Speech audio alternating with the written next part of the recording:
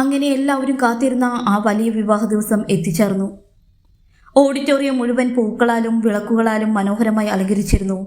ബന്ധുക്കളുടെയും സുഹൃത്തുക്കളുടെയും സന്തോഷവും തിരക്കുകളും കൊണ്ട് ആ വേദി ഒരു ആഘോഷത്തിന്റെ നിറത്തിലായിരുന്നു. ചുവപ്പും കസവും ചേർന്ന മനോഹരമായ വിവാഹ വേഷത്തിൽ മീര മണ്ഡപത്തിലേക്ക് പതുക്കെ നടന്നു വന്നു. അവളുടെ മുഖത്ത് സന്തോഷത്തോടൊപ്പം ചെറിയൊരു പരിഭ്രമവും ഉണ്ടായിരുന്നു. ഇതുവരെ കണ്ട ജീവിതത്തിൽ നിന്ന് പുതിയൊരു അധ്യായത്തിലേക്ക് കടക്കുകയാണെന്ന ചിന്ത അവളുടെ മനസ്സിൽ നിറഞ്ഞു നിന്നു. അവൾ മണ്ഡപത്തിലേക്ക് എത്തിയപ്പോൾ എല്ലാവരുടെയും കണ്ണുകൾ അവളിലായിരുന്നു. അച്ഛൻ്റെയും അമ്മയുടെയും കണ്ണുകളിൽ സന്തോഷവും അഭിമാനവും നിറഞ്ഞു നിന്നു. മറ്റൊരു വശത്ത് ലളിതമായ കസവ് വേഷത്തിൽ വിഷ്ണു അവളെ കാത്തുനിന്നു. എപ്പോഴും ഗൗരവമുള്ള സ്വഭാവമുള്ള വിഷ്ണുവിൻ്റെ മുഖത്ത് അന്ന് ഒരു പ്രത്യേക ശാന്തതയുണ്ടായിരുന്നു. തൻ്റെ ജീവിതത്തിലെ ഏറ്റവും പ്രധാനപ്പെട്ട ഒരു തീരുമാനം പൂർത്തിയാകാൻ പോകുന്നതിൻ്റെ സന്തോഷം അവൻ്റെ കണ്ണുകളിൽ കാണാമായിരുന്നു. മന്ത്രോച്ചാരണങ്ങൾക്കിടയിൽ പൂജാരി താലി വിഷ്ണുവിൻ്റെ കൈകളിലേക്ക് നൽകി. എല്ലാവരുടെയും അനുഗ്രഹങ്ങൾക്കിടയിൽ വിഷ്ണു മീരയുടെ കഴുത്തിൽ താലി ചാർത്തി. ആ നിമിഷം അവരുടെ ജീവിതത്തിലെ പുതിയൊരു തുടക്കമായി മാറി. ചുറ്റുമുണ്ടായിരുന്നവർ സന്തോഷത്തോടെ കൈയടിച്ചു. കുടുംബാംഗങ്ങളുടെ മുഖങ്ങളിൽ നിറഞ്ഞ ചിരിയും കണ്ണുകളിൽ നിറഞ്ഞ സന്തോഷവും ആ നിമിഷത്തെ കൂടുതൽ മനോഹരമാക്കി.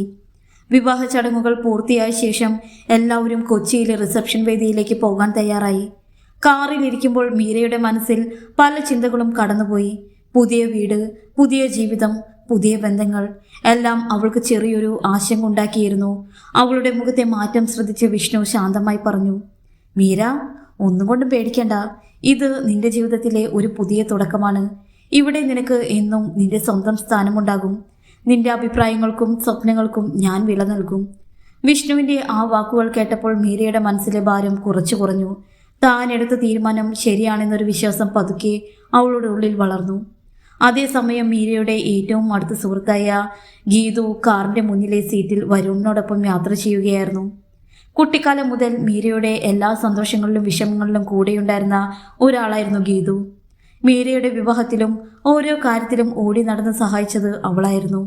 യാത്രക്കിടയിൽ വരുണും ഗീതുവും പതിവ് പോലെ തമാശകളും സംസാരങ്ങളുമായി സമയം ആസ്വദിച്ചു. എപ്പോഴും മറ്റുള്ളവരെ ചിരിപ്പിക്കുന്ന ഗീതുവിൻ്റെ സംസാരവും അതിന് വരുണിൻ്റെ രസകരമായ മറുപടികളും യാത്രയെ കൂടുതൽ സന്തോഷകരമാക്കി. മീരയുടെ ജീവിതത്തിലെ പുതിയ തുടക്കത്തിന് സാക്ഷിയായ അതേ യാത്രയിൽ വരുണിൻ്റെയും ഗീതുവിൻ്റെയും ജീവിതത്തിലും അറിയാതെ ഒരു പുതിയ ബന്ധത്തിൻ്റെ ചെറിയൊരു തുടക്കം കുറിക്കുകയായിരുന്നു. ഒരു വശത്ത് വിഷ്ണുവും മീരയും പുതിയ ജീവിതത്തിലേക്ക് കടക്കുമ്പോൾ മറുവശത്ത് വരുണിൻ്റെയും ഗീതുവിൻ്റെയും കഥ പതുക്കെ ആരംഭിക്കുകയായിരുന്നു. കാർ പതുക്കെ മുന്നോട്ട് പോയതോടെ വരുണും ഗീതുവും തമ്മിൽ നല്ല സൗഹൃദം വളർന്നിരുന്നു. രണ്ടുപേരും തമാശക്കാരായതുകൊണ്ട് വഴി നീളം ഒന്നിനു പുറകെ ഒന്നായി സംസാരിച്ചും ചിരിച്ചും യാത്ര ആസ്വദിച്ചു. ഹലോ ഗീതു, വരുൺ പതുക്കെ പറഞ്ഞു. ഈ ബാക്ക് സീറ്റിലിരിക്കുന്ന നമ്മളുടെ CEO സാറിൻ്റെ മുഖം കണ്ടോ? ഓഫീസിലിരിക്കുന്നതിലും കൂടുതൽ ഗൗരവത്തിലാണല്ലോ ഇപ്പോൾ ഇരിക്കുന്നത്. കല്യാണം കഴിഞ്ഞിട്ടും ആ ഗൗരവത്തിന് ഒരു കുറവുമില്ല. അത് കേട്ടതും ഗീതു പൊട്ടിച്ചിരിച്ചു. അത് പിന്നെ അങ്ങനെയല്ലേ വരുണേ, സാർ വിചാരിച്ചിട്ടുണ്ടാവും കല്യാണം കഴിഞ്ഞാലും ഓഫീസിലെ പോലെ മീരയെ കൊണ്ട് ഫയലുകൾ നോക്കിപ്പിക്കാമെന്ന്. പക്ഷേ ഇനി വീട്ടിലെ എല്ലാ കാര്യങ്ങളും നോക്കുന്നത് മീരായിരിക്കും. വരുണും ഗീതവും മാറി മാറി വിഷ്ണുവിനെയും മീരയെയും കളിയാക്കി. അവരുടെ തമാശകൾ കേട്ടപ്പോൾ മീരയ്ക്ക് ചിരി അടക്കാൻ കഴിഞ്ഞില്ല. അവൾ പതുക്കെ വിഷ്ണുവിനെ നോക്കി. പുറമേ ഗൗരവം കാണിച്ചിരുന്നെങ്കിലും മീരയുടെ ചിരി കണ്ടപ്പോൾ വിഷ്ണുവിൻ്റെ മുഖത്തും ചെറിയൊരു പുഞ്ചിരി വിരിഞ്ഞു. 4 പേരും ചേർന്ന യാത്രയിൽ സന്തോഷകരമായ ഒരു ഓർമ്മയായി മാറുകയായിരുന്നു. കൊച്ചിയിലെ വലിയ കൺവെൻഷൻ സെന്ററിന്റെ മുൻപിൽ പ്രകാശപൂരിതമായിരുന്നു. ബിസിനസ് രംഗത്തെ പ്രമുഖരും വിഷ്ണുവിൻ്റെ ഓഫീസിലെ ജീവനക്കാരും ബന്ധുക്കളും സുഹൃത്തുക്കളും ചേർന്ന് വലിയൊരു ആഘോഷ അന്തരീക്ഷമായിരുന്നു അവിടെ. ഹാളിൻ്റെ നടുവിൽ മനോഹരമായി ഒരുക്കിയ സ്റ്റേജിലേക്ക് വിഷ്ണുവും മീരയും പതുക്കെ നടന്നു കയറി. റിസപ്ഷനായി മീര ധരിച്ചിരുന്ന കടും നീല നിറത്തിലുള്ള മനോഹരമായ വേഷം അവളെ കൂടുതൽ സുന്ദരിയാക്കി. ലളിതമായ ആഭരണങ്ങളോടൊപ്പം അവൾ ഏറെ ഭംഗിയായി കാണപ്പെട്ടു. കടും നീല സ്യൂട്ടിൽ വിഷ്ണുവും അവൾക്കൊപ്പം നിന്നു. സ്റ്റേജിലെത്തിയതോടെ ഫോട്ടോഗ്രാഫർമാരുടെ ക്യാമറകൾ മിന്നിത്തുടങ്ങി. എപ്പോഴും ഗൗരവത്തോടെ മാത്രം നിൽക്കുന്ന CEO തൻ്റെ ഭാര്യയോടൊപ്പം പുഞ്ചിരിച്ചുകൊണ്ട് ഫോട്ടോയ്ക്ക് പോസ്റ്റ് ചെയ്യുന്നത് കണ്ടപ്പോൾ ഓഫീസിലെ ജീവനക്കാർ അതിശയത്തോടെ പരസ്പരം നോക്കി. നമ്മുടെ സാർ ചിരിക്കാനും പഠിച്ചല്ലോ എന്നവർ തമാശയായി പറഞ്ഞു. സ്റ്റേജിൻ്റെ ഒരു വശത്ത് മീരയുടെ അച്ഛനും അമ്മയും അതിഥികളെ സ്വീകരിക്കുന്ന തിരക്കിലായിരുന്നു. മകളുടെ മുഖത്ത് നിറഞ്ഞു നിന്ന സന്തോഷം കണ്ടപ്പോൾ അവരുടെ കണ്ണുകൾ അറിയാതെ നിറഞ്ഞു. ഇത്രയും നാളായി കണ്ട സ്വപ്നം സാക്ഷാത്കരിച്ച സന്തോഷവും മകൾ ഒരു പുതിയ ജീവിതത്തിലേക്ക് കടക്കുന്നതിൻ്റെ അഭിമാനവും അവരുടെ മനസ്സിൽ നിറഞ്ഞു നിന്നു. റിസപ്ഷന്റെ മറ്റൊരു ആകർഷണം വരുണും ഗീതവുമായിരുന്നു. കറുത്ത സാരിയിൽ ഗീതു ഏറെ മനോഹരിയായി കാണപ്പെട്ടു. എല്ലാവരോടും സ്നേഹത്തോടെയും സംസാരിക്കുകയും കാര്യങ്ങൾ ശ്രദ്ധിക്കുകയും ചെയ്യുന്ന അവളുടെ സ്വഭാവം എല്ലാവരുടെയും ശ്രദ്ധ പിടിച്ചുപറ്റി. അതിഥികൾ ഓരോരുത്തരായി എത്തി വിഷ്ണുവിനും മീരയ്ക്കും ആശംസകൾ നേർന്നു, സമ്മാനങ്ങൾ നൽകി, ഫോട്ടോകളെടുത്ത് ആ സന്തോഷ നിമിഷത്തിന്റെ ഭാഗമാവുകയും ചെയ്തു. വേദിയിൽ നിൽക്കുന്ന വിഷ്ണുവിനെയും മീരയെയും നോക്കുമ്പോൾ പലർക്കും അതൊരു മനോഹരമായ ജോഡിയായി തോന്നി. എപ്പോഴും ഗൗരവത്തോടെ മാത്രം കാണപ്പെട്ടിരുന്ന വിഷ്ണു മീരയുടെ അടുത്ത് നിൽക്കുമ്പോൾ കൂടുതൽ ശാന്തനും സന്തോഷവാനുമായി തോന്നി. രാത്രി വൈകിയപ്പോൾ അതിഥികൾ പതുക്കെ പിരിഞ്ഞു തുടങ്ങി. സംഗീതവും ചിരികളും നിറഞ്ഞിരുന്ന ആ വേദി പതുക്കെ ശാന്തമായി. ആ റിസപ്ഷൻ രാത്രി മീരയുടെ ജീവിതത്തിലെ മറക്കാനാവാത്ത ഒരു മനോഹര ഓർമ്മയായി മാറി. തൻ്റെ ജീവിതത്തിൽ ഒരു പുതിയ അധ്യായം ആരംഭിച്ചിരിക്കുന്നു എന്ന ചിന്ത അവളുടെ മനസ്സിൽ സന്തോഷവും ചെറിയൊരു പരിഭ്രമവും നിറച്ചു. റിസപ്ഷന്റെ തിരക്കുകൾ എല്ലാം അവസാനിച്ചപ്പോൾ രാത്രി വളരെ വൈകിയിരുന്നു. മീരയുടെ അച്ഛനും അമ്മയും നാട്ടിലേക്ക് തിരിച്ചു പോകാൻ തയ്യാറായി.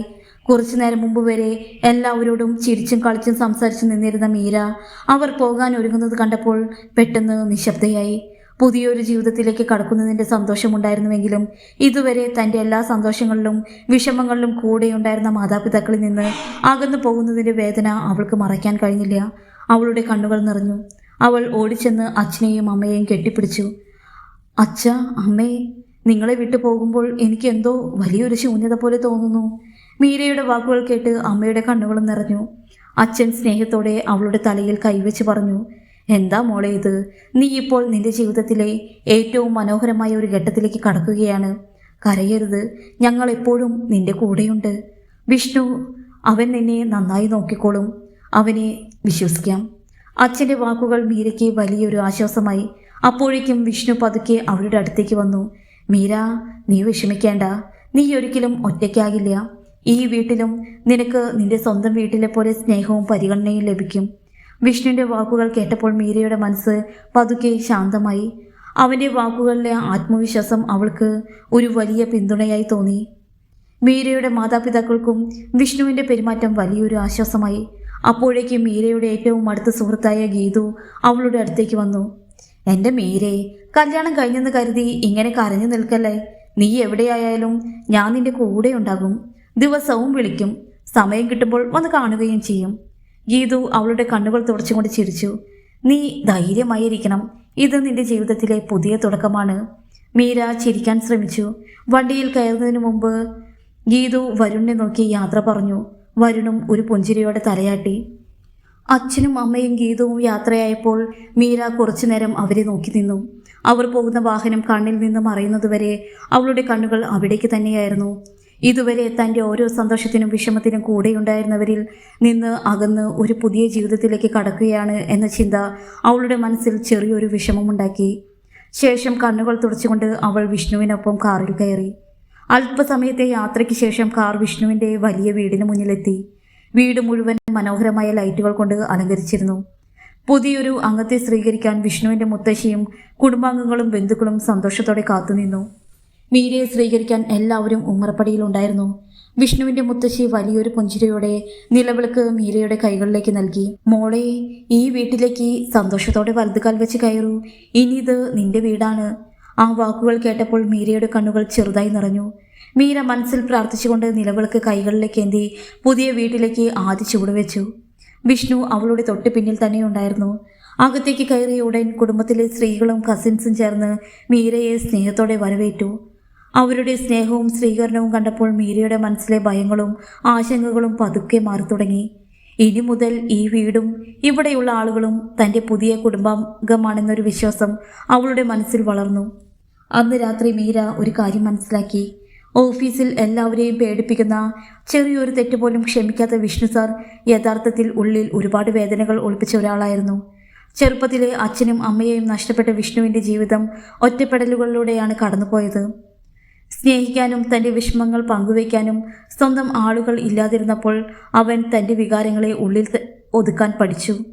ജീവിതത്തിലെ ഉത്തരവാദിത്തങ്ങളും കഠിനമായ അനുഭവങ്ങളും അവനെ കൂടുതൽ ഗൗരവമുള്ള ഒരാളാക്കി മാറ്റി. ഓഫീസിൽ എല്ലാവരും അവനെ കലിപ്പൻ സാർ എന്നാണ് വിളിച്ചിരുന്നത്. അവൻ്റെ കർശനമായ തീരുമാനങ്ങളും ഗൗരവമുള്ള സംസാരവും കാരണം പലർക്കും അവൻ ഒരു കടുപ്പമുള്ള മനുഷ്യനായി തോന്നി. പക്ഷേ ആ കടുപ്പത്തിന് പിന്നിൽ ഒളിച്ചിരുന്നത് ഒരു ഒറ്റപ്പെട്ട മനസ്സായിരുന്നു. കാലം കഴിഞ്ഞപ്പോൾ വിഷ്ണു ചിരിക്കാൻ പോലും മറന്നുപോയിരുന്നു. വിജയവും പണവും സ്ഥാനവും ഉണ്ടായിരുന്നുവെങ്കിലും മനസ്സിൻ്റെ ഒരു കോണിൽ എന്നും ഒരു ശൂന്യത ഉണ്ടായിരുന്നു. എന്നാൽ മീര അവൻ്റെ ജീവിതത്തിലേക്ക് വന്നപ്പോൾ എല്ലാം പതുക്കെ മാറിത്തുടങ്ങി.